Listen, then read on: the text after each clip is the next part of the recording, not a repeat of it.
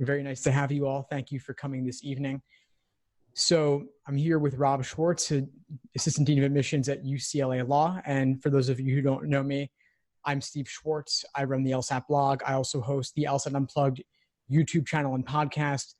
I've been teaching the LSAT for just about 15 years now, believe it or not. Started with my own LSAT journey, going from a 152 all the way up to a 175. It took me an entire year, and my hope is that it won't take you nearly that long. And that's part of what I'm doing with all my resources on the blog and the YouTube channel and the podcast and whatnot. And I'm very excited to be joined tonight by Rob Schwartz. Rob, you want to introduce yourself a little bit? Yes. Hi, Steve. I should probably say at the outset, we're not related, right? Right. Yeah, exactly. That was the caveat. Yeah. Nice. Thanks for having me on, and looking forward to chatting.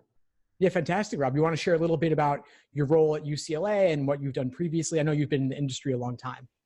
Yeah, so I actually have been here as the Dean of Admissions and Financial Aid at UCLA since 2006. So I had more hair, a little less gray. So I guess that's 13 years now. And before that, I actually worked in New York City for 11 years as the Dean of Admissions and Financial Aid at Cardozo Law School, Benjamin Cardozo School of Law, which is my alma mater. And before that, I actually went to law school, practiced law, clerked for a year, and then practiced mostly bankruptcy and matrimonial law. So I was divorcing people for a living. And that's the brief bio. Oh, fantastic. Thanks for sharing, Rob. I'm excited to get some of your insights on admissions tonight. So I was thinking that for tonight, the framework will be, I'll present briefly on the digital LSAT and give some self-study advice. Then you could present on admissions and what UCLA Law has to offer. And we'll open it up to Q&A. Sounds great. Fantastic. All right. So folks, thanks again for joining tonight. I thought I would share a little bit about the digital LSAT, given that that is the big topic of discussion this year, really, since the LSAT is going digital fully in just a few weeks with the September LSAT. It'll be fully digital in North America. Everyone's going to be getting the LSAT on a tablet, specifically a Microsoft Surface Go 10-inch tablet. It's no longer a paper and pencil exam. And so, of course, you want to adjust your prep accordingly. Specifically, no longer writing in your prep books with pencils or pens, no drawing diagrams freehand on the page, since you can't do that on the tablet. Instead, on the digital LSAT, you will get a booklet of scratch paper, about 12 to 14 pages, unlined, 8.5 by 11. That's where you're going to do all your writing. And so LSAC has made available on their website a couple of exams in the digital format. Go on familiar.lsac.org and you can play around with the features, see what that looks like. I'm not going to do a full walkthrough here, of course, because I've done that elsewhere plenty of times on the YouTube channel. You can watch exactly what my walkthrough looks like. You can highlight, you can underline, but you cannot draw freehand. That's the biggest adjustment you have to make. So aside from using LSAC's site, you could, in addition or separately, use PDFs on your computer screen if you have access to them. Otherwise, treat your books like screens, meaning you don't write on them. You just do your work on the side. Now, there's been a lot of confusion about score release and cancellations with the digital LSAT, because in the July LSAT, you were able to see your score before deciding whether to cancel. That was a one-time thing just for July because that was the transitional exam. September and beyond, you do not get to see your score before deciding whether to cancel. And so lots of folks have questions around whether to cancel, whether not to. And Dean Schwartz, I'd love to get your thoughts on this a little bit later, but I'm thinking that my general recommendation when I tell folks is it's typically not necessary to cancel since schools don't average multiple scores. They only take the highest. Unless you know that something went horribly wrong, you might want to cancel. But otherwise, it might be best to keep the score because you never know. Maybe you did better than you expected. And if not, you can always retake. Now, with score release, people often have the expectation, reasonably so, that you will get your score back sooner or even immediately on the digital LSAT. That's not the case. You still have your typical approximately 3 weeks wait time until scores come back. In the meantime, you can work on applications. You can try to relax and not stress too much, put it out of your mind, but you will still have to wait a couple of weeks to get your scores. Hopefully they will come back faster in the future. But for now, we still do have that short wait. Now, folks ask for digital LSAT prep, do I need a tablet? Do I need special software? What should I do?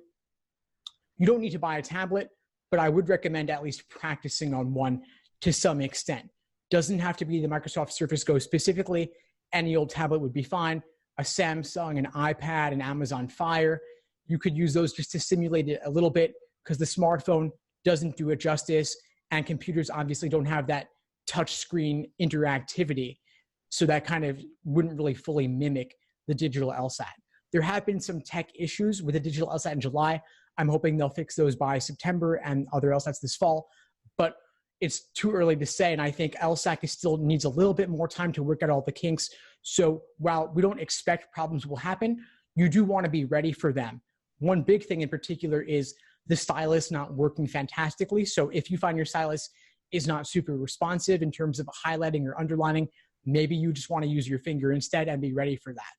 Additionally, there have been some reported issues with the screen glare, halogen lights or fluorescent lights on the ceiling reflecting off of the tablet. So you might want to test that out when you walk into the test center. How does your tablet look? Can you see the screen well? Do you need to adjust it slightly? If you can't figure out the angle, then of course, talk to the proctors before the test starts so you can avoid any issues and avoid having that impact your score too heavily. Now, I have a lot more I could say on digital LSAT. I could talk forever about it, but I don't want to ramble too much. I do just want to say briefly that with the 3 LSATs coming up this fall, again, an admissions-related thing, you might want to think about whether, if you're not ready for September, maybe you want to do October or November instead or in addition. I'm curious to get the admission side of this, but my thought is that November still is not too late to take the LSAT and apply reasonably early this cycle. That's always the question I get. Is November too late? My intuition is that it's not. I think it's still plenty early enough. Obviously, the spring LSATs start to get late into the cycle, but anything September, October, November could be good.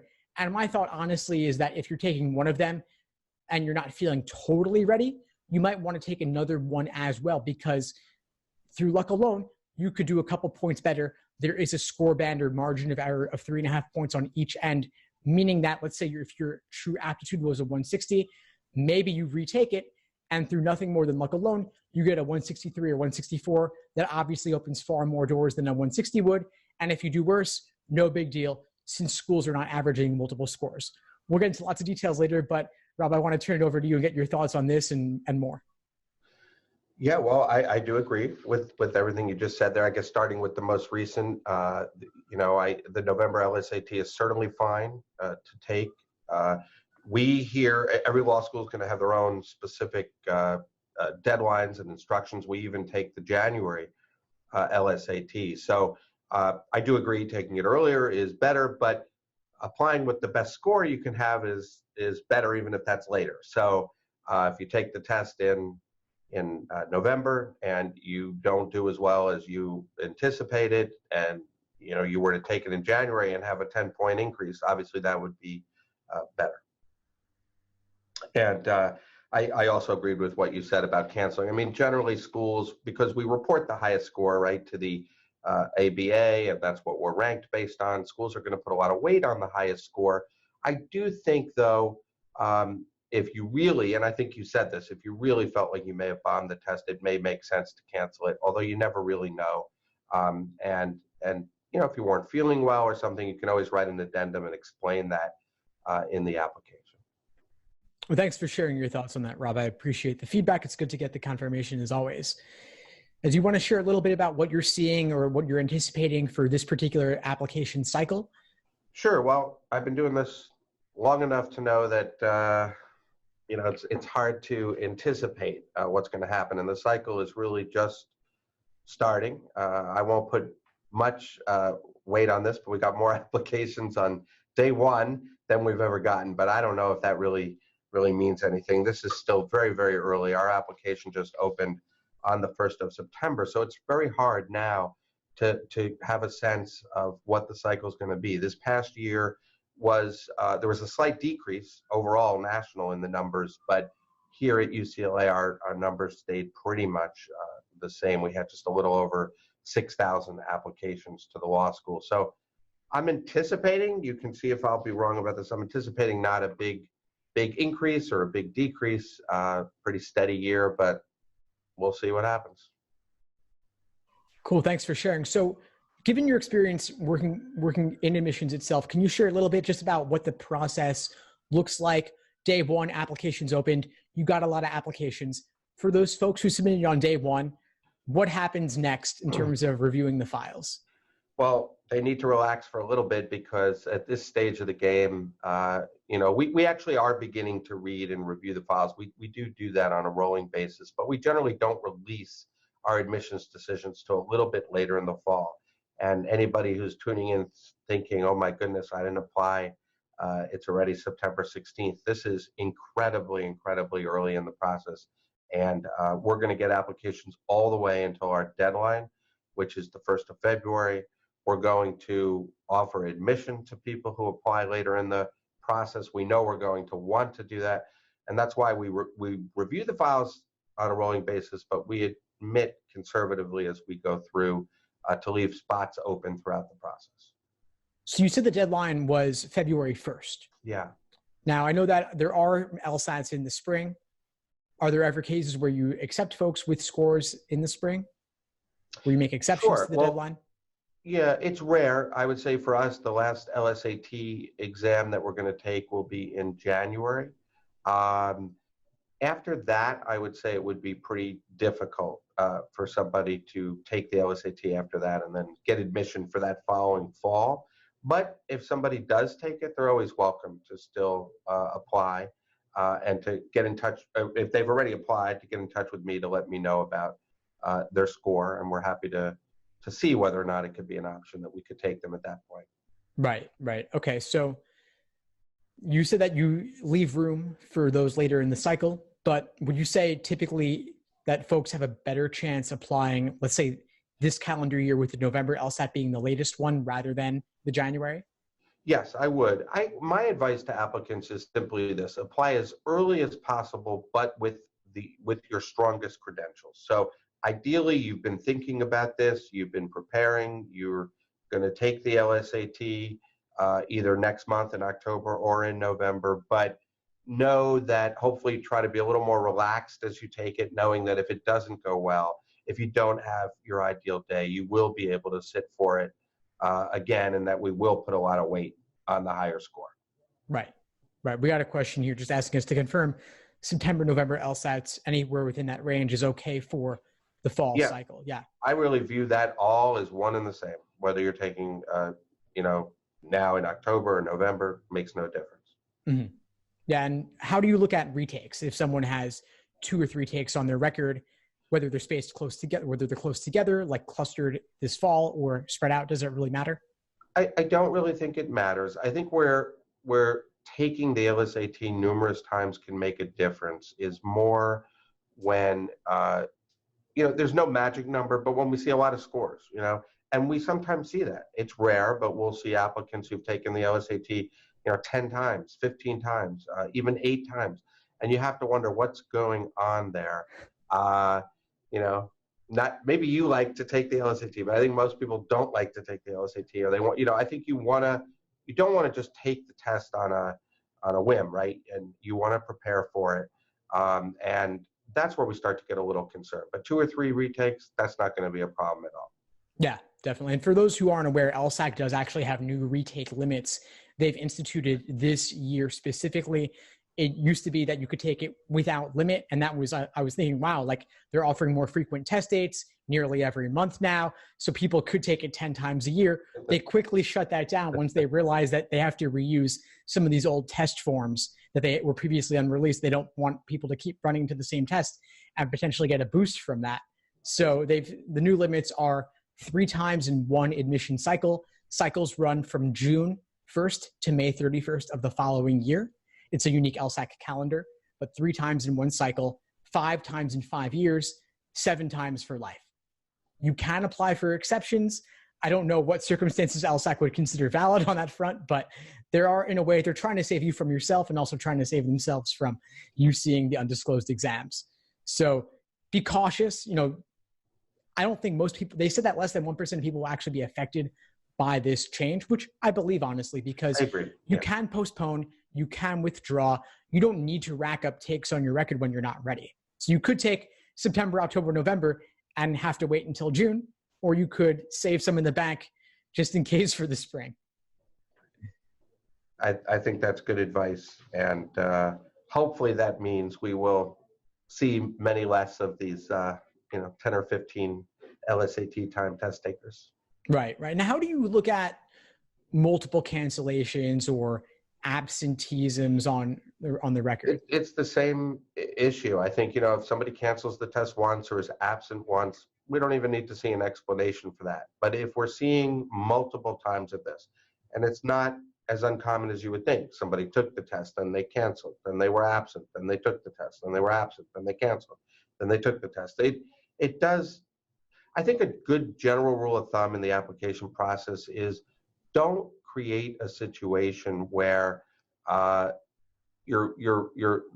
person reading your file, the admissions officer reading your file, is wondering something. Don't leave any questions unanswered. So if that happened to you, you might want to provide some sort of a brief explanation as to what was going on. But once or twice is no big deal.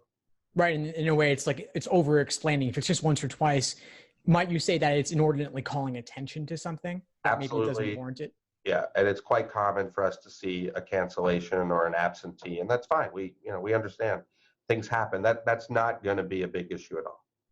Yeah. One question I get a lot from students is, should they write an addendum for a low LSAT score or a low GPA? And my intuition on this is that, the numbers matter. Just get the number rather than making excuses. But what do you typically say about this? Well, at UCLA, we do have a question on the application which says specifically, if there's anything you want to tell us about your standardized test taking history and or your academic record, you can do that here.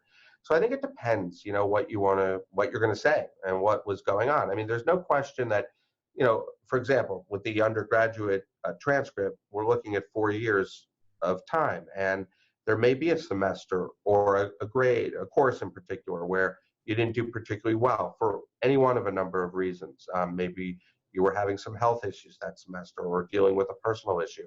I think it makes sense to briefly talk about that, either in an addendum or on our application in answer to that question. I think with the LSAT, it's a little bit harder.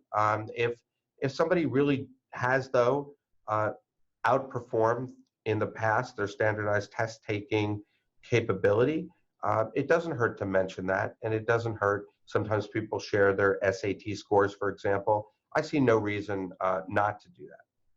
Right. That makes a lot of sense. I suppose that if you can demonstrate you've outperformed your numbers in the past, that would suggest you could going forward. Exactly.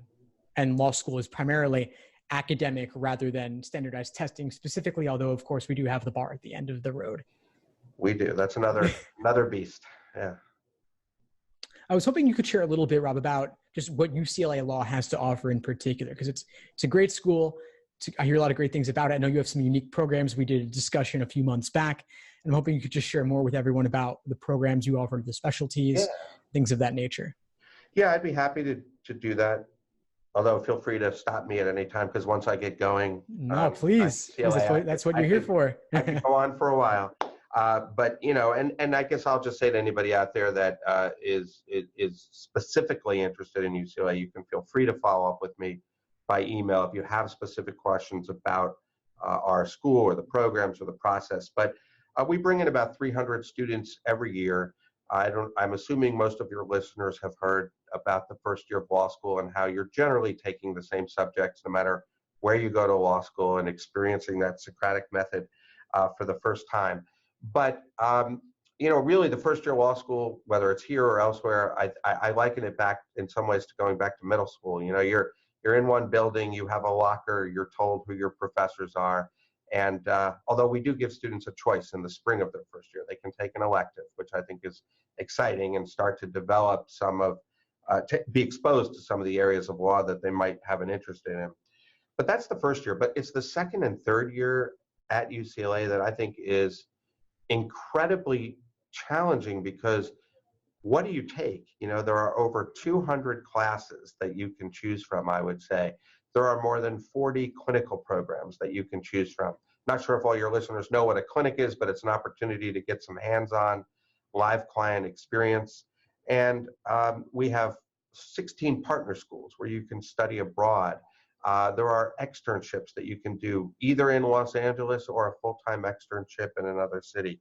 So the opportunities are just endless. And I think that's probably the hardest thing about law school. Sure, it's challenging, going to classes, but choosing what to take. You mentioned the bar exam. You're going to want to pass the bar exam. You're going to want to take some classes that prepare you for the bar, but you're also going to have, as I said earlier, 200 classes to choose from. The other thing I've mentioned about UCLA that is unique is we have something called El Centro, which in the first year, it allows students to actually get some clinical experience and to get out into the legal community in Los Angeles and start helping people who need assistance, whether it's recently released prisoners or veterans or tenants that are having landlord issues or low-wage workers.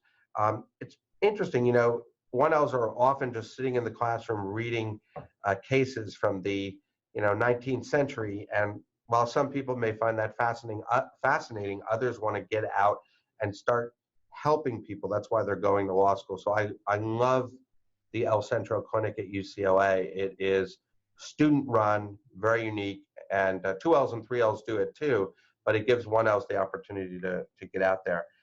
If you want to specialize at UCLA, you can. We could probably have a whole discussion about whether or not you should specialize, but there are 7 different areas where you can, which means you graduate with a notation on your transcript, which says that you fulfilled the requirements in that area. So that could be things like entertainment law, environmental law, business law. There's a critical race studies specialization, a law and philosophy specialization, and a public interest law specialization as well. We also have this new program, which I think is pretty neat, called the Capello program in trial advocacy.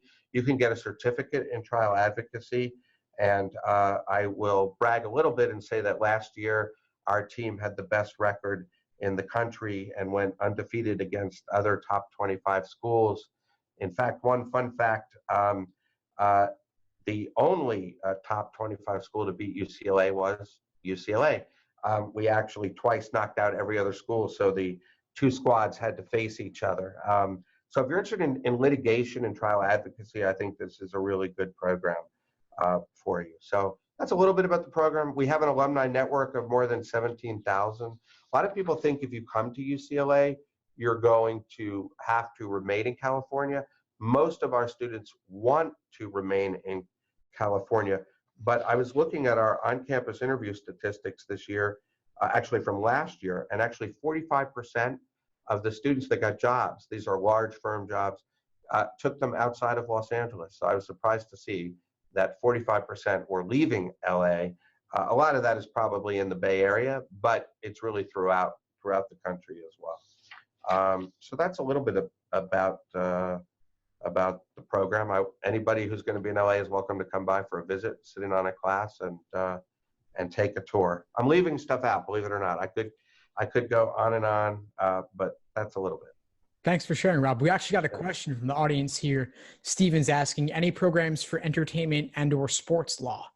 Oh gosh, if I left that off, I did a bad thing. That's one of the 7 specializations. We have the Zifrin Center for Entertainment, Media, Technology, and Sports Law. We could do a whole session on that. Actually, a week from Thursday, that program is sponsoring a really interesting panel. They're bringing back, I don't know, maybe 6 or 7 2018 grads. It's called 1 Year Out, and they're talking about what they've been doing in entertainment and sports law for the past year. So anybody interested in that can follow up with me. If you're in LA, by all means, let me know. We'll get you into that. But I'm hoping it'll be recorded, and that might be of interest to people.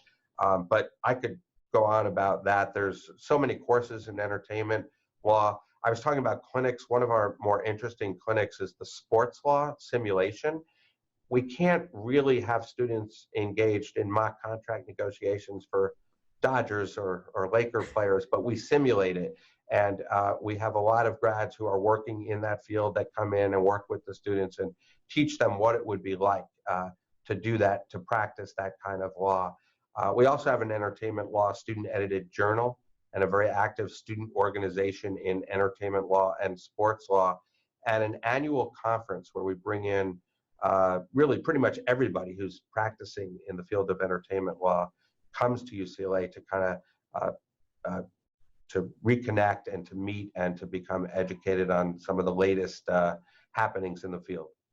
Well, that sounds fantastic. It's great to get that real world experience of what legal practice is actually like. You talked about the theory from the old cases in the 1900s or 1800s versus actual practice out there. And so I think for applicants to see what it looks like in practice and what recent grads are doing would be really valuable.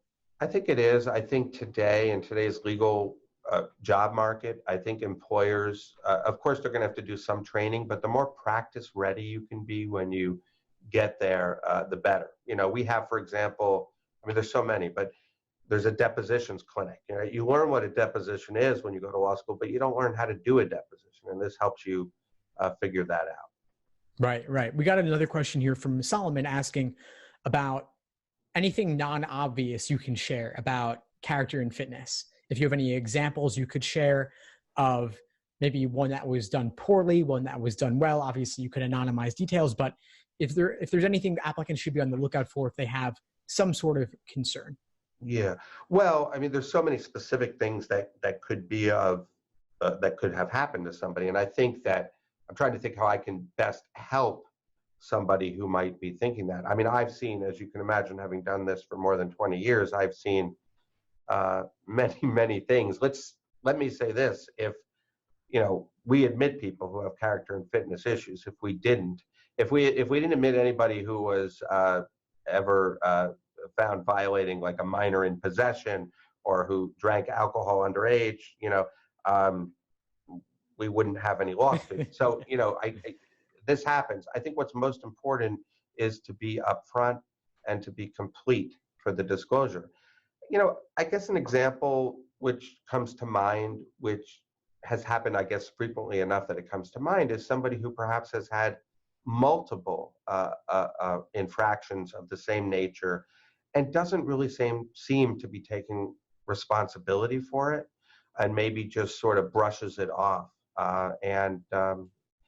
That's a concern. I think what's important is to be upfront, to be completely candid, to have full disclosure, and to perhaps, if you've learned anything from the experience, to talk about that. Well, thank you for that. So it sounds I like hope that helps. No, I think it does. I would imagine that it does. I think you're sharing that you want people to take ownership and take responsibility and give you some reason to believe that it won't happen again. Exactly. You summed it up very well. Thanks. No, I'm thinking I get a lot of questions from folks around things like plagiarism or underage drinking or possession of some kind, typically nonviolent things, even things like traffic offenses. Yeah, absolutely. And we've admitted people who have had all of those offenses. So the problem comes in where somebody doesn't provide full disclosure or just doesn't explain it in such a way that satisfies the admissions committee that this is not a serious problem. Right. That's going to resurface in the law school, like plagiarism, for example. Of course, it's an important one. Would be a problem, yeah. Here's one we got from Shannon asking, does UCLA look at an applicant's undergraduate school, their degree, and then weigh the difficulty of the curriculum when looking at their undergraduate GPA? Yes, and yes. We look at the school, we look at the rigor of it. I'm trying to think, and I think you and I have talked about this, that we should do a session with mock applications, and I really do want to do that because it makes the people, you guys out there that are asking these questions, see just how this is not a formula, and that it's not like we have a list of all the colleges in the country and we go, oh, you went to that school, so we're going to give you 4 points, and oh, you went to that school, so we're going to give you 10 points, and oh, you majored in that, so we're going to give you, this many points because your GPA is within this range.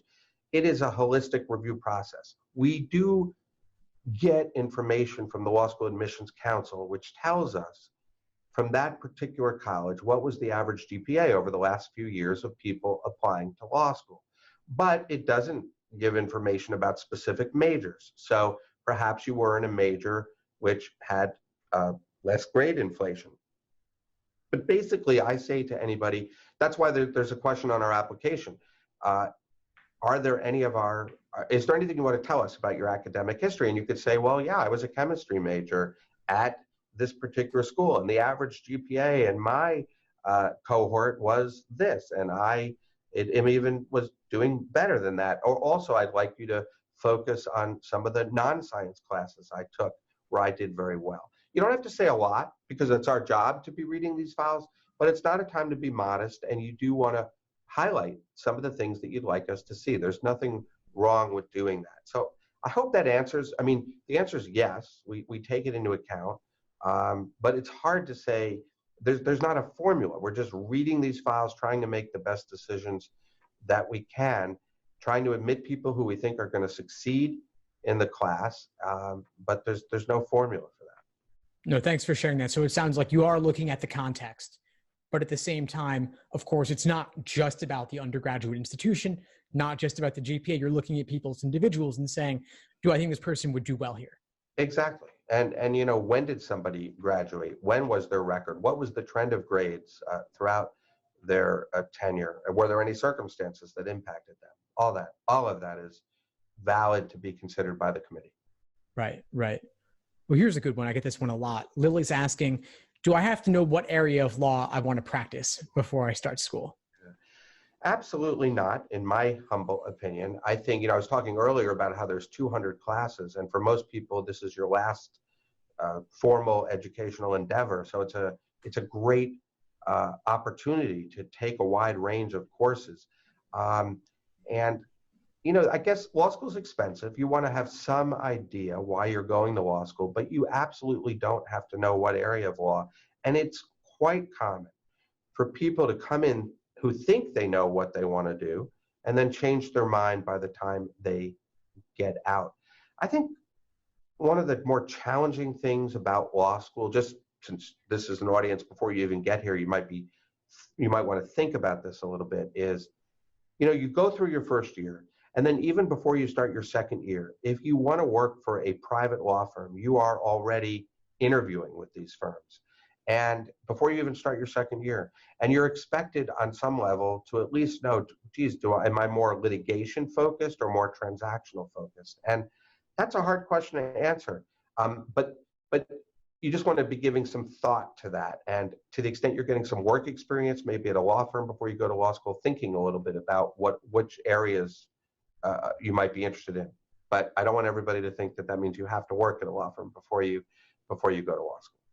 Well, I think there's something there, though, the idea of real world exposure, not just to the topic of law that one would practice, but the format, the structure in which they would practice it. Like you said, transactional versus litigation. That could be environmental law, that could be art law, that could be business, sports, anything of the sort. Right. And to me, that's one of the most exciting things about being a lawyer and the legal profession is there's just so many different areas of law that you can get involved in. We have 60 different student organizations here at the law school, and most of them are a different area of law. So, I mean, you literally can look at the bulletin boards and, you know, there's art law and then business law and cannabis law and disability law and education law. I didn't practice before. I'm trying to think of an F, but food law. We have a whole food law program, you know. It would be interesting to go through the alphabet and see what comes to mind. I can't think of a G right now, but, you know, it's just incredible. Yeah. And I also think maybe folks don't need to know what area of law they want to practice for admissions purposes, but maybe just for themselves also, right? One last thing I would add there. Yeah, absolutely. Certainly not important for admissions purposes, but if you do have an idea, it is helpful to tell us in our application. We do ask that question, are there any of our programs that you're interested in? Feel free to talk about that. We're not going to hold you to it. We know you might change your mind once you get here. Right, of course. Peter's asking about OCI, on-campus interviewing. What kinds of firms come to campus, and do most big law summer associate positions result from the OCI? Okay, so yes, most big law summer associate and after grad positions, most do come from OCI, on-campus interviewing, which happens early or actually late in the summer before students start their second year of law school.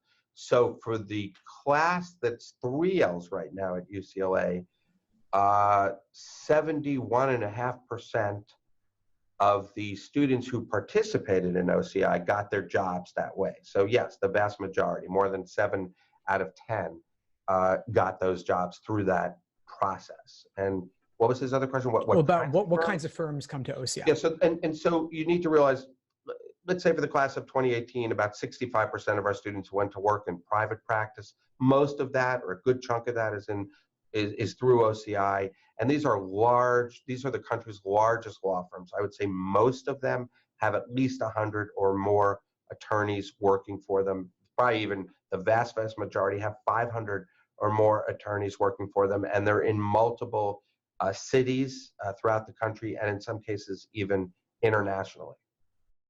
Awesome. No, thanks for addressing that. No, it's a big issue. Obviously, people want to know what's going to happen afterwards, but you've got them taken care of, it sounds like. Yeah, I mean, right now, things are pretty good. For people that are interested in legal careers, I highly recommend this website, this organization, the National Association for Law Placement, NALP.org. They have a wealth of information and statistics, and I'll do a little plug. The Dean of our career office was just nominated to be there. She's their president-elect. She will take over as president of NALP next year, so we're all very excited about that. Oh, wow. So UCLA is definitely the place to go to get a job. You won't like me saying it that way, but she's very knowledgeable. Okay. We got Ed asking about international applicants. How does admissions evaluate international students, international applicants? Is it the same criteria? What might be different? Well, in terms of the application process, there's not a lot that's different. You're still going to register through the Law School Admissions Council with the Credential Assembly Service. You're going to send them your transcript. If it's not in English, it'll be translated for us and evaluated. You're still going to sign up and take the Law School Admissions test. So there's really nothing considerably different as an international applicant. What about the GPAs on the transcripts, right? LSAT. Very good point. Yeah. Very good point. Glad you brought that up. So we're not going to see, if you're an international applicant, we're not going to have a grade point average calculated for us by the Law School Admissions Council. It's hard to say what that means. It could mean that we might have to put a little more weight on the LSAT score. If your LSAT score is below our median, you don't have that GPA, even if you did very well, to bring it up. But it's a minority. It's a smaller percentage that apply as international applicants to the JD program. We have a huge international student body in our LLM program. But I'm happy to put anybody in touch with some of our international students, especially if I can find somebody from the country you're from that might help you a little bit figure it out. But I think from your standpoint, you just put your best foot forward, get the best letters of recommendation you can. If there's something, again, that's different about the grading system at your school that you want to share with us, don't assume we know that. Feel free to share that. Well, thanks for sharing that, Robin. I just want to highlight one thing you said about the LSAT maybe having a little bit more weight in the absence of a GPA. I think that is important to consider. It's a reality. You have the phenomenon of splitters and reverse splitters. And if there's no balance and you just have that one number, that's all you can rely on. I do have a follow-up. Oh, sorry, go ahead, please, Rob. No, go ahead. Yeah. I did get a follow-up here from Mehmet asking about non-native English speakers. How might you evaluate international students from other countries? English isn't the first language. What might you be looking at with extra attention, perhaps, in the application? I know the writing sample being digital now, maybe that gets a little more weight now. What do you think? Yeah, I'm glad you brought that up. I was thinking about that earlier. So with non-native speakers, we do not require the TOEFL. The LSAT is going to be one indication. The writing sample is going to be another strong indication. But I will just mention that I have just recently, for the first time, read these writing samples that are typed out, and what an incredible change it makes on my side. Not that people should feel sorry for me, but if you can imagine reading thousands of these files, having to read people's handwriting, it was so difficult and yet so important to us, and something that we really wanted to read carefully, but it was hard to do, and it really slowed the process down.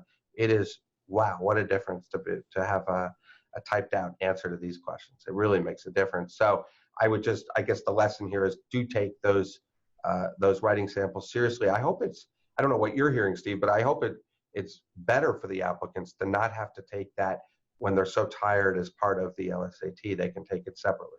Yeah, there's no question it's better to take it when you're fresh. I mean, there might be new anxiety related to doing it, but at least it's going to be a better sample of your work. And I think honestly, being able to type it means it's like the time constraint's less severe. Typing is faster than writing. It's easier to edit, easier to revise, easier to proofread. Yeah. So I think that's kind of nice. I think in general, we'll see better writing samples as a result of that. And, I don't know to what extent I can help reduce the anxiety, but people should realize it's not graded. And we also realize that you're writing this under time constraints and, that you're under a bit of stress, but we still want to see it and look at it. So. Sure. Yeah. Thanks for that. And we got tons of questions here. I don't know if we'll get to everybody's. I see like 15 unread messages. Wow. We might not get to everything, but whatever we can't get to, please just follow up with us via email and we'll do our best to address it. Let's see. What about time? Is it bad or good to have time in between undergrad and law school in terms of a work experience? How much of a gap becomes too much?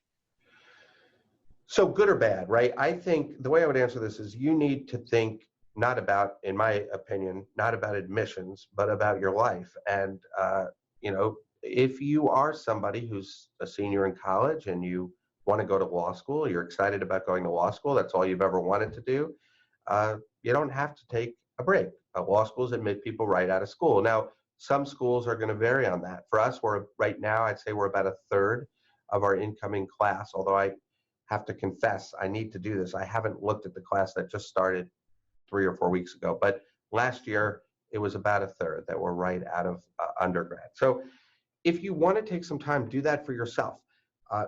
Now, work experience can be very helpful in the admissions process, and it can be helpful, especially when you're getting out of law school, looking for that first job. That may be impressive to an employer. But I also think that a lot of these large law firms that we were just talking about are making their hiring decisions based on where you go to law school, your first year grades, and how you interview. So in a quick 20-minute interview, at least initially. So, work experience matters, but it's not all that they're going to look at. And I think you just got to think about, do you want to get going right away? In terms of how much is too much, I've been doing this for over 20 years. We admit people every year who are in their 40s.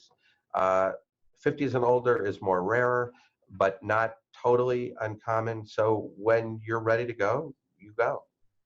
Is there any kind of work experience that you're looking for in particular? Got a follow-up asking about whether the work needs to be legal or not.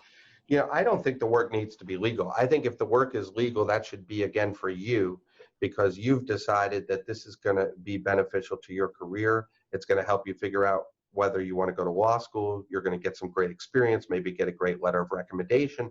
All of those things could help you in the application process, but so could, being a nanny for a year, if that's what you want to do. You could talk about your experiences there and how you want to work with children. There's so many different things that you could do that could give you good experience for law school and for your future career. So do what's of most interest to you. And if you can travel around the world for a year, do that. And I would imagine that there's a wide variety of experiences one could have that could then be framed and discussed in a personal statement. Oh gosh, it's incredible what people have done. It's one of the most interesting parts of my job to read that. If you look at our website, we just finished this, we posted our entering class profile and we listed all the things that people have done, the corporations that they've worked for, the governmental agencies that they've worked for. It's incredible to take a look and see the breadth of experience. And I would definitely encourage folks to check it out. Just get a picture of if this is where you want to go or it's a school you're considering, see what former and current students are like. Correct. Let's see. We've got a lot of questions at the work experience stuff, but we've covered that pretty well. What about personal interviews? Are they part of the admission process at UCLA and how do they factor in? Yeah, it's a great question. And I was having a long discussion with some of our first-year students last night about this because they were telling me that they were interviewed at some other law schools that they applied to, but not here at UCLA. We do not interview most of our applicants. We do interview some. We talked earlier about character and fitness issues. If there's something there that we want to go more into depth with you about, we might reach out for an interview. Or if there's just something unexplained, we might reach out. This year, we were able to interview just about everybody that we were seriously considering admitting from our wait list. So we have a little bit more time there. But generally, unfortunately, at least here, we're not going to be able to do interviews. You're welcome to come and meet with us. And I guess anytime you go and meet with a law school admissions office, you should treat it like it's an interview, but it's really not a formal interview. We just don't have the ability right now, or I know some schools have purchased some software to do that. We just have not moved in that direction. Right. Okay. And how are these interviews? These are conducted over video chat, like Skype? Yeah. So we do them over Skype. But I did want to add that I think it makes sense to think about your personal statement as if you were coming in for an interview. What would you want us to know about you? What would you want to say? Think about that when you're writing it. Oh, nice. I'm imagining applicants giving these long and passionate monologues that they could imagine their interviews being like. Yeah, it's a good chance to share something about yourself. Absolutely. Tons of other questions here. Here's one. What do you think about reverse splitters? What do I think about reverse splitters? Gosh,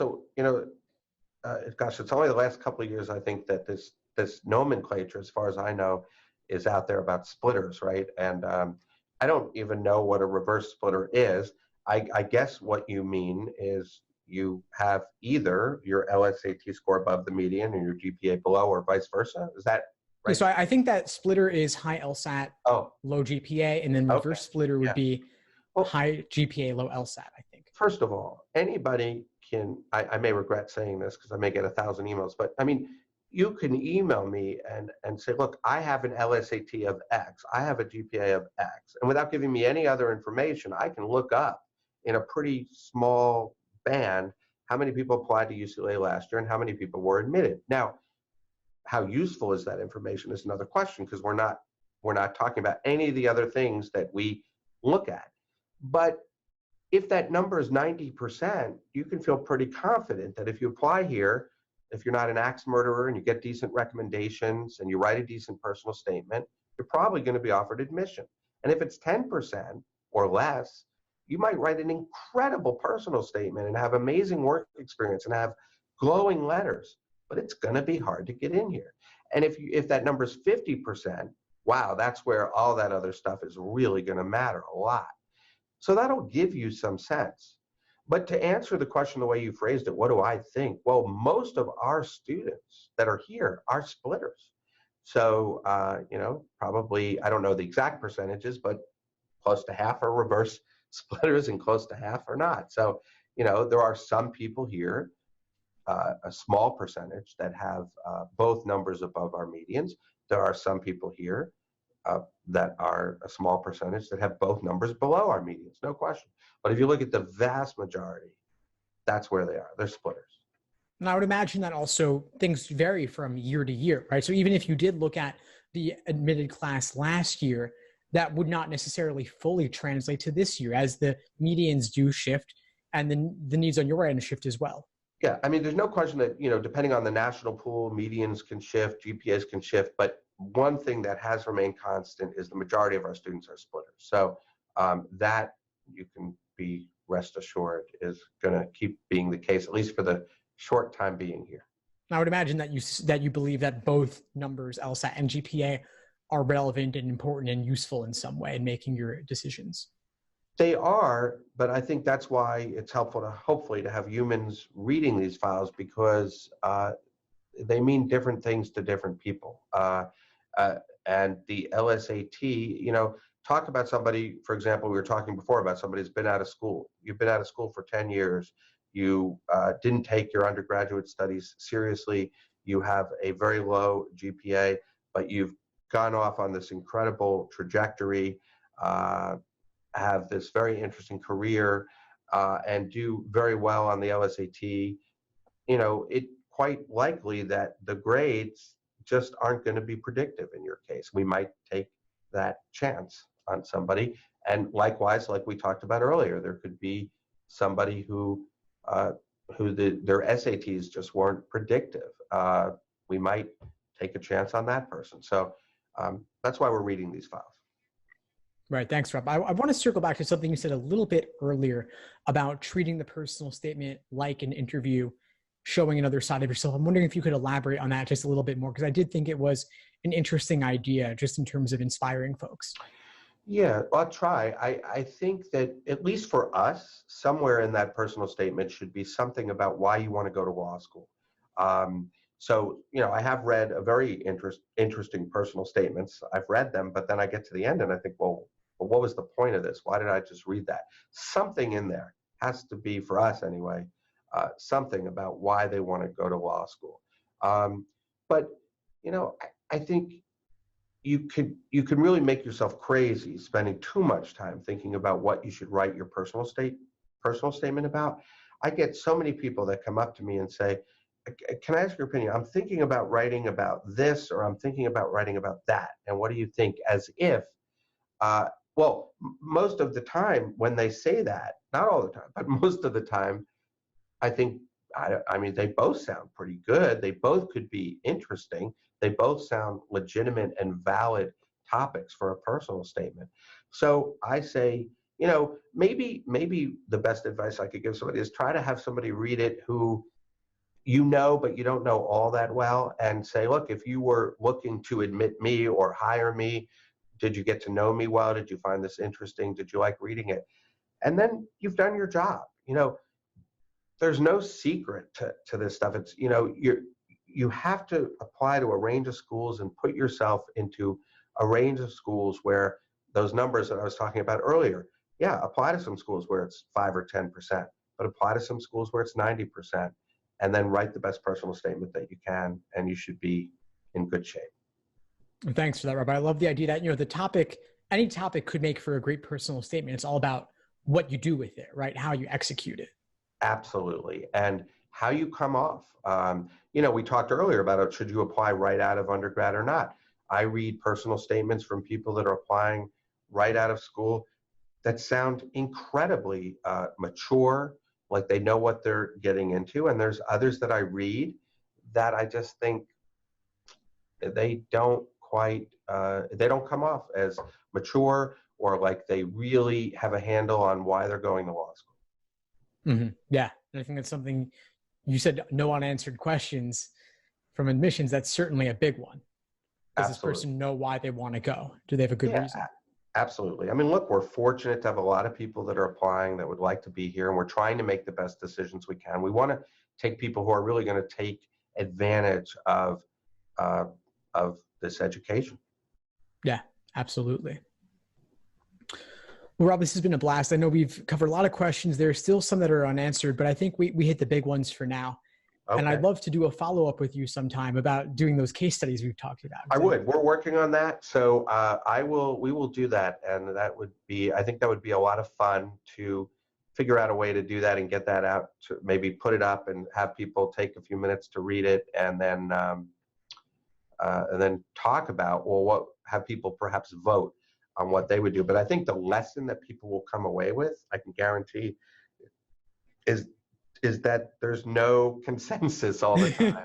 And that's why these are people making decisions. And that's why somebody may get into one law school and not another law school, that with very similar, credentials, that have the same medians and things like that.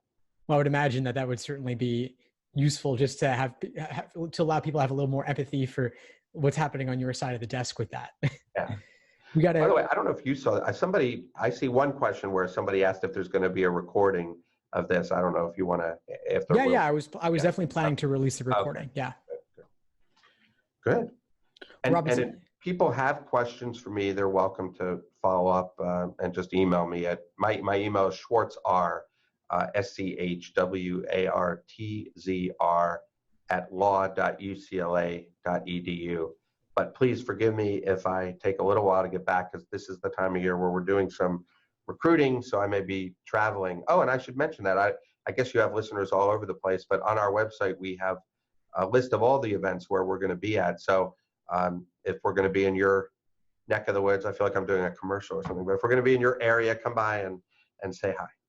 Well, Rob, I really appreciate it. I've shared your email in the chat just for folks to bombard you, hopefully not too much. But Rob, I appreciate your your openness. You're definitely unique in the admission space. You're being so open and honest and willing to share your advice and insights with everyone applying, which I know definitely reduces the stress levels a little bit and helps people get a little more clarity on what they're looking to do. I hope so. Thank you for that. Yeah, no problem. It's always great talking with you, Steve. Yeah, same, Rob. Well, again, thanks everyone for joining tonight. And yes, the recording will be available.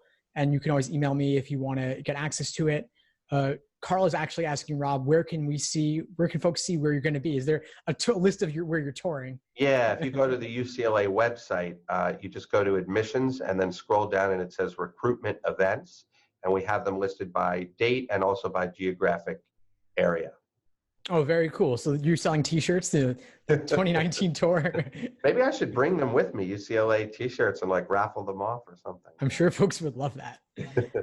All right, Rob. Well, again, thanks again for joining tonight. Thank you to everyone for attending. You're welcome. Hope everybody has a good night. Yes, and please be in touch, everyone. Any questions at all?